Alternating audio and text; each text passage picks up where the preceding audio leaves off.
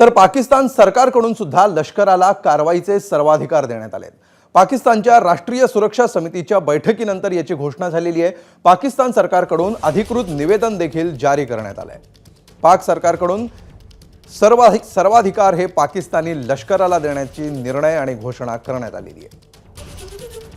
आणि याविषयी आपण अधिक चर्चा करण्यासाठी आणि या सगळ्या हल्ल्याचे या सगळ्या एअर स्ट्राईकचे पर्स्पेक्टिव्ह जाणून घेण्यासाठी आपल्यासोबत ज्येष्ठ लष्करी अधिकारी कर्नल अभय पटवर्धन आहेत।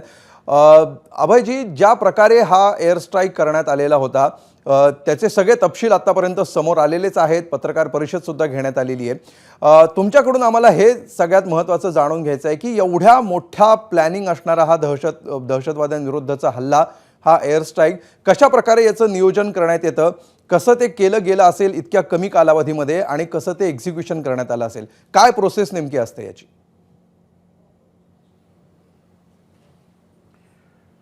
याची प्रोसेस अशी आहे सर की आम्हाला जे टार्गेट देण्यात आलेलं होतं कॅबिनेट कमिटी ऑफ सिक्युरिटीने पहिल्या दिवशी, ते टार्गेट दुसऱ्या दिवशी आम्हाला ट्रान्समिट करण्यात आलं जेव्हा राजनाथ सिंगाची बैठक झाली होती आणि प्राईम मिनिस्टरची बैठक झाली होती तिन्ही लष्कर प्रमुखांच्या बरोबर।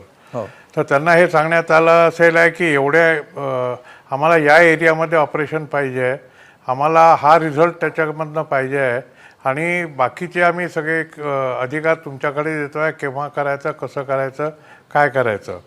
तर त्याप्रमाणे मग हे जेव्हा परत आले तर त्यांच्याबरोबर NSAची बैठक झाली। तर नॅशनल सिक्युरिटी ॲडवायझरच्याकडे देशातले सगळं इंटेलिजन्स येतं, बाह्य इंटेलिजन्स, अंतर्गत इंटेलिजन्स जे आहे ते त्यांच्याकडे येतं। मग त्यांच्याशी कोऑर्डिनेशन झालं असेल। आता जे टार्गेट आम्ही निवडले त्या टार्गेटच्या मागे कहाणी अशी आहे की ज्यावेळेला मोदींनी सांगितलं की हम दहशतवाद को उखाड़ के जड़ से उखाड़ के फेंकेंगे, याचा अर्थ असा की आपण पाकिस्तानच्या टेरर आउटफिटवर हल्ला करणार आहोत। त्यामुळे तिथले सगळे जे त्यांचे दहशतवादी होते ते त्यांनी काढले आणि मागच्या तळांवर घेऊन गेले। आता ते कुठल्या तळावर गेले हे आपल्याला कळलं असेलच, कारण त्याचाच यांनी मागोवा घेतला। आता मागोवा कसा घेतात, एक तर ग्राउंडवरचे जे आमचे खबरी आहेत त्यांच्याकडनं मिळतं, दुसरा फ्रेंडली देशांचे सॅटेलाईट्स आणि आपले सॅटेलाईट्स हे त्यांना ओळखतात, त्यांचे फोटो घेतात, सतत 15 दिवस हेच चालू असेल आहे। त्याच्यानंतर आपल्या इथे जे इंटेलिजन्स येतं त्या इंटेलिजन्सच्या म्हणजे सिव्हिल इंटेलिजन्स त्याच्यावरनं सुद्धा कळलं असेल आहे। मग या इंटेलिजन्सचं कोऑर्डिनेटर होतं, कोऑर्डिनेट झाल्यानंतर एक्झॅक्टली यांना कळलं असेल की कुठल्या पॉईंटवर म्हणजे कुठल्या ठिकाणी किती दहशतवादी अंदाजे आहेत। नक्कीचा आकडा कोणीच नाही सांगू शकत, हा फक्त एक अंदाज बांधण्यात येतो आणि त्याप्रमाणे मग त्याला प्रायोरिटी देण्यात येते। त्याच्यानंतर त्याचं डिस्टन्स वगैरे पाहिलं जातं, त्याचं 8 फिगर कोऑर्डिनेट केलं जातं किंवा 16 फिगर कोऑर्डिनेट केलं जातं नकाशावर आणि त्याच्यानंतर त्याच्यातनं जे काही आम्हाला डाटा मिळतो तो जे वॉरहेड्स आहेत त्याच्या सेन्सर्समध्ये भरला जातो आणि मग ते वॉरहेड्स तुमच्या मिसाईल्सवर लागतात आणि मग ते मिसाईल फायर होतात। तर जसे एअरक्राफ्टचे मिसाईल्स आहेत ते ऑलरेडी त्यांच्यावर वॉरहेड आहे, फक्त त्याच्याचे फील्ड करायचं आहे। हा डाटा एकदा फील्ड झाल्यानंतर मग ते मिसाईल तुम्ही ॲक्टिवेट केल्यावर ते आपण टार्गेटपर्यंत पोचतात। फक्त तुम्हाला एवढं पाहायचं असतं की त्यावेळेचं हवामान कसं आहे, वेदर कशी आहे। जसं मागच्या वेळेला बालाकोटमध्ये झालं होतं की पूर्ण स्काय जे होतं ते ओव्हरकास्ट होतं, तसं यावेळेला झालेलं नाही आहे। नाहीतर मग थोडासा त्याच्यामध्ये प्रॉब्लेम येतो, अदरवाईज काही प्रॉब्लेम नसतो। आणि त्याच्याचमुळे आपला इतका अचूक मारा झाला आणि इतक्या कमी वेळात झाला, 25 मिनिटं म्हणजे काहीच नाही आहे आणि आपण त्यांच्यावर गेलेलो नाही आहे। हा मारा कशाने झाला आहे यांनी सांगितलेलं म्हणजे स्पष्ट नाही केलं तरी त्या प्रेझेंटेशनमध्ये एक राफेलचा उल्लेख आलेला होता। त्यामुळे राफेल विमान तर नक्कीच याच्यामध्ये असणार आहे। ड्रोन्स किती कुठल्या प्रकारचे होते हे माहीत नाही आणि आर्टिलरीने कुठे कुठे हल्ले केले हे माहिती नाही। हे त्यांनी सांगितलं की ज्या वेळेला आम्ही फायनल ब्रीफिंग करू त्यावेळेला तुम्हाला सांगू की कुठे काय एक्झॅक्टली झालं, कारण त्यांचं म्हणणं आहे की अजून हे ऑपरेशन संपलेलं नाही आहे। याच्यानंतर पाकिस्तान जो काही आम्हाला रिप्लाय देईल त्याच्यावर काय ॲक्शन घ्यायची किंवा नाही घ्यायची त्याच्यानंतर मग ऑपरेशन टर्मिनेट होईल। खरं आहे। अभय सर, आणखी एक महत्त्वाचा मुद्दा याच्यामध्ये, हे ऑपरेशन तर आपण यशस्वी केलं, काही मिनिटांचा प्रत्यक्ष बघितला तर हा सगळा ऑपरेशनचा भाग होता. मात्र अशा ऑपरेशनमध्ये काय नेमकी जोखीम असू शकते, काय काय याच्यामध्ये रिस्क असते? कारण आपण इंटरनॅशनल सीमासुद्धा ओलांडलेली होती आणि त्यानंतर पलीकडे 100-150 किलोमीटर पलीकडे हे स्ट्राईक केलेले आहेत. याच्यामध्ये काय जोखीम असू शकली असती, काय रिस्क होती याच्यामध्ये? नाही, याच्यामध्ये रिस्क केव्हा असते, जेव्हा आपण इंटरनॅशनल बॉर्डर पार करून गेलो असतो फिजिकली. जशी आपली विमानं गेली आहेत, आपले माणसं गेले होते सर्जिकल स्ट्राईकमध्ये किंवा विमानं गेली होती बालाकोटमध्ये. या वेळेला काहीच गेलेलं नाही आहे.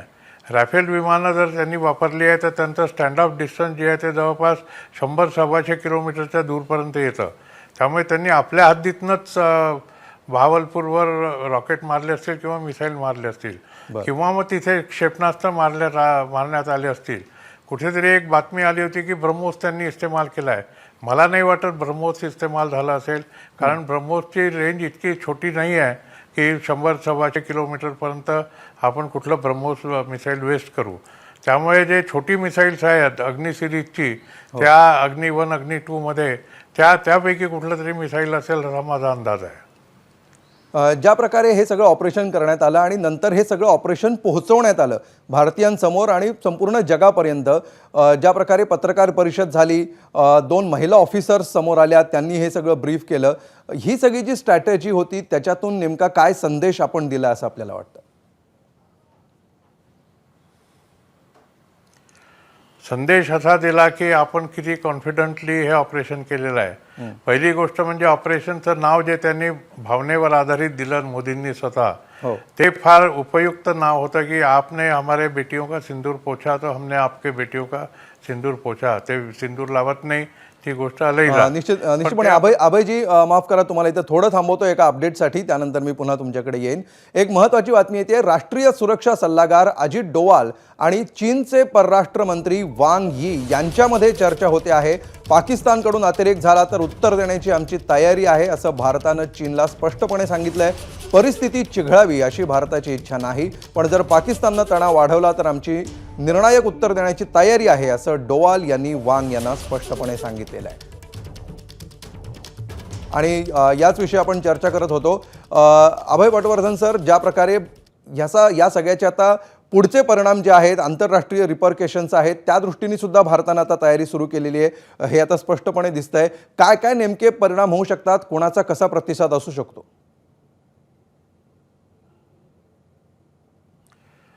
या हल्ल्यामध्ये आपल्या बाजूनी जवळपास सगळे देश आहेत. Even Muslim organisation of Muslim countries, त्याचा जो प्रेसिडेंट आहे कतार, तो सुद्धा आपल्या बाजूनी आलेला आहे. आपल्या अगेन्स्ट असणारे फक्त 3च देश आहेत, म्हणजे तुर्किस्तान, दुसरं म्हणजे अझरबैजान आणि तिसरं म्हणजे चीन. तर अझरबैजान आणि तुर्कीच्या बोलण्याला इतकं खास महत्त्व नाही आहे, पण चीननी मात्र पहिली रिॲक्शन जी दिली होती त्यांच्या परराष्ट्र मंत्र्यांनी, ती अशी दिली होती की भारताने केलेला हल्ला हा खेदजनक आहे आणि त्याच्याबद्दल त्यांनी खेद व्यक्त करावा. तर त्याच्यावर हे त्यांचं बोलणं झालं असेल, जे तुम्ही आत्ता सांगितलं की NSAचं आणि त्यांचं बोलणं झालेलं आहे. तर त्याच्यावर आपण त्यांना जे स्पष्टपणे सांगितलं ते आता चीनला पटलेलं असणार. आणि खरंच जर यांनी काही केलं, पाकिस्ताननी मोठी ॲक्शन घेतली, तर आपल्या चायना पाकिस्तान इकॉनॉमिक कॉरिडॉरचं काय होईल? त्यामुळे माझे $67 बिलियन कुठे जातील, ही त्यांच्या मनामध्ये एक शंका किंवा भीती असेल आहे. आणि त्यामुळे ते पाकिस्तानवरही थोडासा दबाव टाकतील की सर्वकष युद्ध होऊ देऊ नका, जे काही करायचं असेल ते जसं भारताने केलं की छोट्या लेवलवर केलेलं आहे तसं करा, असा काहीतरी एक संदेश त्यांनी कदाचित दिला असेल. निश्चितपणे. अभय सर, दुसरी महत्त्वाची गोष्ट, जे टायमिंग निवडण्यात आलेलं होतं आणि त्याच्या आधीची जी काही सगळी पार्श्वभूमी होती, आज संपूर्ण देशभरामध्ये मॉक ड्रिल करण्यात येत आहे. दुसरीकडे याच्या आधी पाणी करार रोखणं असेल, पाणी करार रद्द करणं असेल, अशी सगळी वातावरण निर्मिती असताना हे जे टायमिंग निवडण्यात आलं मध्यरात्रीचं आणि ते जो दिवस निवडण्यात आला, त्याचं नेमकं काय महत्त्व होतं, काय त्याच्यामागची स्ट्रॅटेजी असू शकते? माझ्या मते दिवसाचं तर काही महत्त्व नाही आहे. टायमिंगचं महत्त्व असं असतं की आमचा हा एक अनुभव आहे लष्कराचा की साधारणपणे 12-12:30 रात्रीचे ते दुपारी सकाळी 3 वाजेपर्यंत ही माणसाची साखर झोप असते. त्या साखर झोपेमध्ये आमचे जे सैनिक असतात ते गाढ झोपलेले असतात. त्यांना म्हणजे त्यांची प्रतिकारशक्ती म्हणा किंवा रिॲक्शन प्रोसेस म्हणा हा थोडासा थंडावतो. त्याच्यामुळे आमचे जेवढे काही हल्ले होतात ते 12 ते 3च्या दरम्यान होतात. कमांडो हल्लाही तसाच होतो, उजीचा हल्लाही तसाच झालेला होता, बाकीचे हल्लेही तसेच झालेले आहेत. त्यामुळे हा एक स्टँडर्ड टाईम आहे आर्मीचा की 12 ते 3च्या दरम्यान होणार. सकाळच्या वेळेला होत नाही. पाकिस्ताननी मागच्या वेळेला तीच चूक केली होती की त्यांनी सकाळी विमानं पाठवली आणि त्याच्यामुळे अभिनंदननी त्यांचं F415 विमान पाडलं होतं. हो हो, खरं आता हा तर हल्ला झालेला आहे आणि भारताने हे स्पष्ट संकेत दिलेले आहेत की ही फक्त सुरुवात आहे, याच्यानंतर अजून बऱ्याचशा गोष्टी बाकी आहेत.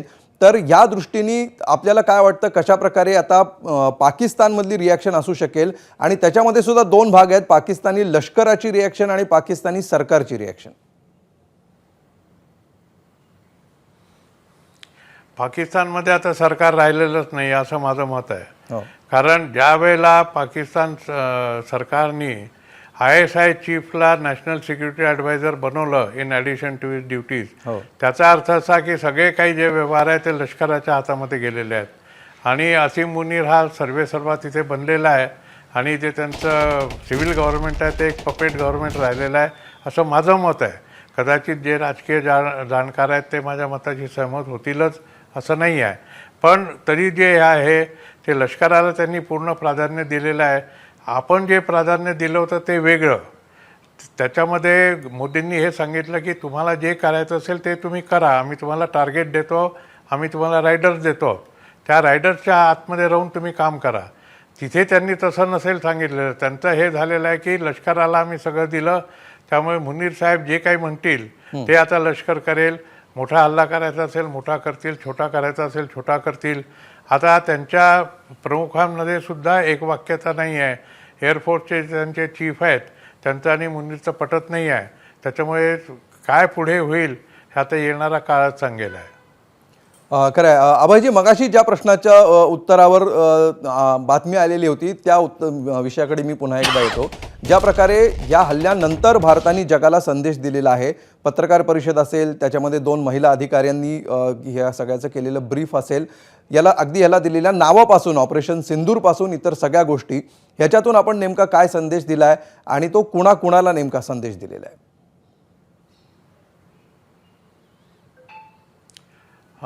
अशा प्रकारची पत्रकार परिषद मी स्वतःही कधी पाहिलेली नाही आहे. हो, जेव्हा 71 वॉर झाली त्यावेळेस आम्ही फारच लहान होतो, सेकंड लेफ्टनंट होतो आणि आम्ही फील्डमध्ये होतो. जेव्हा कारगिल वॉर झाली तेव्हा आम्ही पाहिलेलं होतं की एक आमच्या आर्मीचा रेप यायचा, कर्नल साहेब यायचे, जे नंतर आपले चीफ बनले, आणि एक निरुपमा राव यायच्या, त्या सेक्रेटरी होत्या, अंडर सेक्रेटरी होत्या तेव्हा, त्यावेळेला त्या यायच्या ब्रीफिंग करायला. पण अशा प्रकारचं प्रिसाईज ब्रीफिंग विथ प्रेझेंटेशन कधीच झालेलं नाही आहे. ते प्रेझेंटेशन यावेळेला त्यांनी केलं, हे बालाकोटच्या वेळेलाही झालेलं नव्हतं. यावेळेला त्यांनी जे सांगितलं त्याच्यामध्ये त्यांनी कुठल्याही प्रकारची माहिती दिलेली नाही आहे की आपण एक्झॅक्टली काय केलं आहे. त्यांनी फक्त सांगितलं की हे ठिकाणं आम्ही निवडली, का निवडली तर तिथे हे होतं म्हणून आम्ही निवडली. जैश ए मोहम्मदचं काय होतं, हिजबुल मुजाहिदीनचं काय होतं, लष्कर-ए तैयबाचं काय होतं, ते सगळं त्यांनी सांगितलं. आणि त्यांनी हे फक्त सांगताना एक रायफलचा उल्लेख केला होता, तोही रिटनमध्ये केला होता, सांगताना नाही सांगितला. पण त्याच्यामध्ये त्यांनी एक साधारण आपल्याला कल्पना दिली की रायफल इस्तेमाल झालेले आहेत. पण इतकं टू द पॉईंट आणि 1 बाय 1 प्रेझेंटेशन ते दिलं आणि अतिशय क्रिस्प आणि अतिशय टू द पॉईंट झाल्यामुळे एक संदेश सगळ्यांना गेलेला आहे की इंडिया मीन्स बिझनेस, आणि इंडियन आर्मी और इंडियन डिफेन्स फोर्सेस ते मीन्स बिझनेस. तर त्यामुळे हे झालेलं आहे की डोंट मेसअप विथ अस, हा एक संदेश सगळ्या जगाला गेलेला आहे. हाच संदेश चीनला पण गेलेला आहे, हाच संदेश पाकिस्तानला तर डायरेक्टली गेलेला आहे, पण इतरांना सुद्धा गेलेला आहे. निश्चितपणे. अभयजी, आता इथून पुढे आज संपूर्ण देशभरामध्ये मॉक ड्रिल्स सुरू आहेत. आत्ताही आपण बघितलं मुंबईमध्ये, पुण्यामध्ये या मॉक ड्रिल्सना सुरुवात झालेली आहे. इथून पुढचा काही काळ, काही आठवडे किंवा काही महिने हे कसे असू शकतात असं तुम्हाला वाटतं? आणि ते कशावर अवलंबून असेल? म्हणजे आता भारताने इथून पुढे जो आपण ठरवलेला प्लॅन असेल त्याच्या एक्झिक्युशनवर अवलंबून असेल, की त्याचबरोबर पाकिस्तानकडून ह्याला कसा प्रतिसाद मिळतो, कशा प्रकारे त्यांच्याकडून रिटेलिएशन होतं, की ते शांत बसतात, ह्याच्यावर पण ते अवलंबून असेल? आपली ॲक्शन जी होती ती इथं संपलेली आहे. बरं. मोदींच्या प्रमाणे की आपण दहशतवादाची जड काटलेली आहे, उखडली जरी नसली तरी काटलेली आहे. अच्छा. त्याच्यामध्ये मसूद अहमदची पूर्ण फॅमिली गेली आहे, तो वेळा झालेला आहे असं लोक म्हणतात आहेत. लष्कर-ए तैयबाचे खूप लोक गेले आहेत. हिजबुल मुजाहिदीनचे कमांडर मारल्या गेले आहेत, लष्कर-ए तैयबाचे कमांडर मारल्या गेलेले आहेत. तर हा सगळा जो प्रकार झालेला आहे, हा प्रकार आता जोपर्यंत पाकिस्तान याच्यावर रिॲक्शन देत नाही तोपर्यंत हे होणार. आता जशी एक मध्ये खबर आली होती की अखनूरमध्ये आपण 2 त्यांची विमानं पाडलेली आहेत. आता ती विमानं का बरं आली, म्हणजे अखनूरमधूनच का आली? राजस्थानमधून नाही आली, कारण काल तिथे एअरफोर्सचं एक्सरसाइज चालू होतं. अखनूरमध्ये काहीच चालू नव्हतं. पण असं असताना सुद्धा जर पाकिस्तान विमानं पाठवू शकतो तर त्याच्यानंतर तो फौजसुद्धा पाठवू शकतो किंवा मिसाईल पाठवू शकतो. त्यांनी फक्त हे करून पाहिलं असेल की अगर हम अंदर जाते हैं तो कितना अंदर जा सकते हैं. तर त्यांच्या लक्षात आलं की वी कॅनॉट गो एनीवेअर. आम्हाला त्यांनी सीमेवरच मारलेला आहे. तर हा एक मोठा धडा त्यांना गेलेला आहे, जर ही बातमी खरी असेल आणि संरक्षण मंत्रालयाने दिले असेल तर. आणि फार चांगली बातमी आहे, कारण 2 गोष्टी याच्यातनं होतात की J-10 विमानं जर गेली असतील 2, जसं बातमीमध्ये आलेलं आहे, तर चीननी त्यांना दिलेली ही 4th आणि 5th जनरेशनची विमानं आहेत. ती जर आपल्या एअर डिफेन्सनी किंवा आपल्या विमानांनी पाडली तर त्याच्यामध्ये या विमानांची फ्लाईंग कॅपॅसिटी किंवा फ्लाईंग मॅन्युव्हरेबिलिटी ही जवळपास आपल्या तुलनेमध्ये नील होते. तसं 65मध्ये तुम्हाला आठवत असेल आहे की त्यांच्याकडे फोर होतं आणि आपल्याकडे नॅट्स होते. आपल्या याच्या नॅट्सची जी मॅन्युव्हरेबिलिटी फार कमी होती, पण आपले पायलट इतके ट्रेंड होते की त्यांनी F-4ला सुद्धा मारलं. तेव्हा अमेरिकेत सगळ्यात लेटेस्ट विमान होतं ते. तर त्याप्रमाणे आपले जर वैमानिक इतके चांगले आहेत, आपले एअर डिफेन्सवाले जरी इतके चांगले आहेत, तर आपल्याला घाबरण्याची गरज नाही. पण सतर्कता आणि सजगता आपल्याला नेहमीच राहावं लागेल, तोपर्यंत याच्यावर शेवटला पडदा पडत नाही. खरं आहे अभयजी, एक मोठी प्रतिकात्मक संदेश तर आपण दिलेलाच आहे, पाकिस्तानला धडा तर शिकवलेलाच आहे. मात्र प्रत्यक्ष कारवाई जी केलेली आहे, ज्या प्रकारे 9 तळ आपण उद्ध्वस्त केले, त्या ठिकाणी अनेक दहशतवादी मारले गेले, ह्याच्यातून जे ॲक्च्युअल नुकसान झालेलं आहे, दहशतवाद्यांचं असेल, दहशतवादी संघटनांचं असेल, ते किती मोठं नुकसान आहे? प्रत्यक्षामध्ये जे काही अनेक वर्ष हे सगळं उभं करत असतील आणि ते एका रात्रीमध्ये आपण सगळे ते बेचिराख करून टाकलं, तर त्याचं प्रत्यक्ष नुकसानाचं काय मॅग्निट्यूड आहे आणि त्याचा किती फायदा आपल्याला होणार आहे?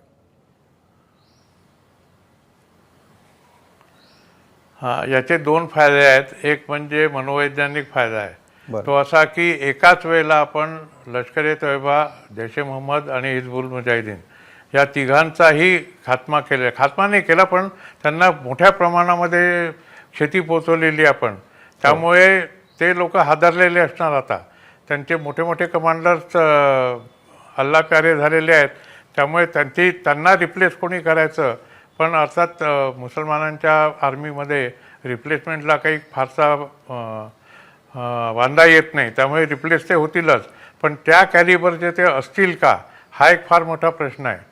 आणि हे जर कॅलिबर त्यांचं कमी झालं तर ते आपल्याकरता फायद्याचं आहे, त्यांच्याकरता दुःखाचं आहे, असं माझं मत आहे. इथून पुढे आपल्या सर्वसामान्यांसाठी आता मॉकड्रिल तर सुरू आहेतच, मात्र सर्वसामान्यांनी या सगळ्या प्रकाराकडे आता कसं बघणं आवश्यक आहे? मॉकड्रिल हे तर आज एका दिवसात होऊन जाईल, मात्र पुढच्या काही महिन्यामध्ये काय काळजी घेतली पाहिजे किंवा कशा प्रकारे या सगळ्याला रिॲक्ट झालं पाहिजे आपण?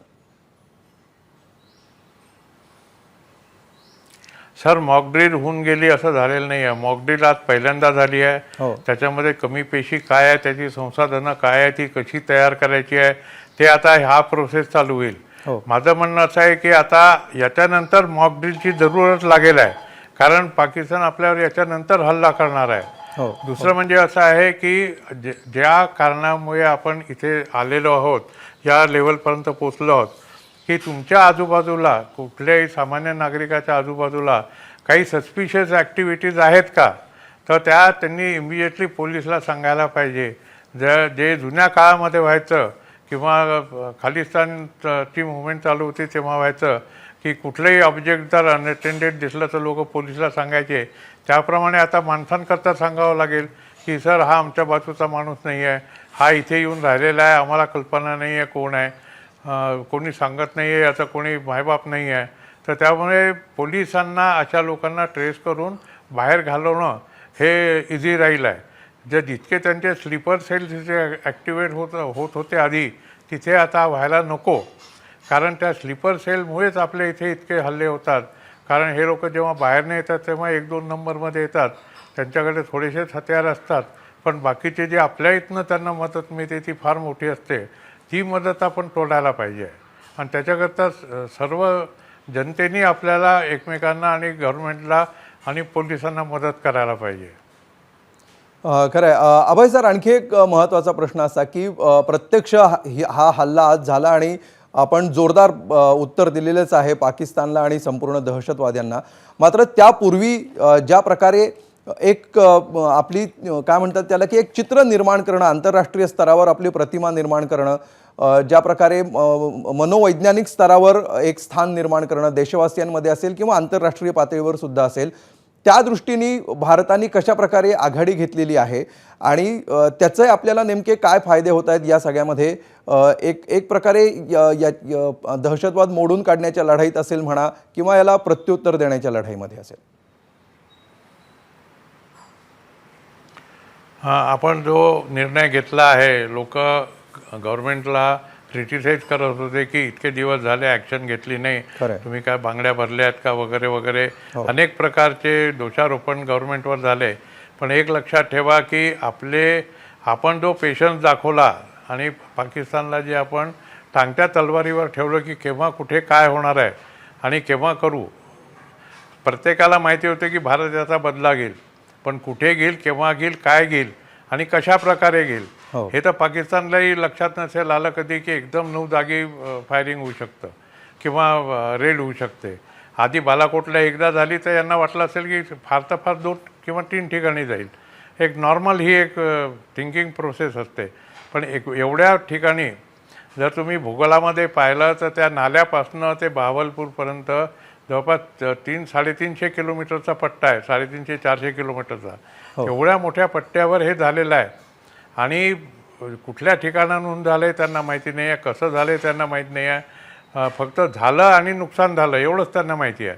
तर आता हे जे मनोवैज्ञानिक त्यांच्यावर परिणाम होईल तो फार मोठा आहे. म्हणून जे तुम्ही मगाशी सांगितलं की तिथे लोक हल्ला करतात आहे की भारत का बदला लो, भारत का बदला लो, इस मौत का बदला लो, ते याच्याच करताय की त्यांचे जे लोक गेलेले आहेत त्याच्याकरता सरकारने काहीच करू नाही शकली, त्याच्याकरता सरकारवरचा राग आहे.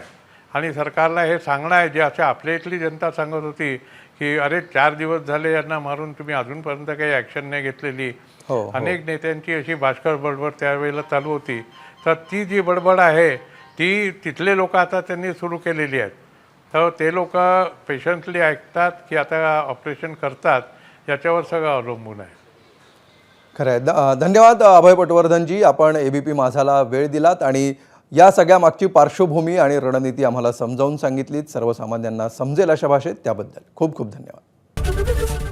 ABP माझा, उघडा डोळे बघा नीट.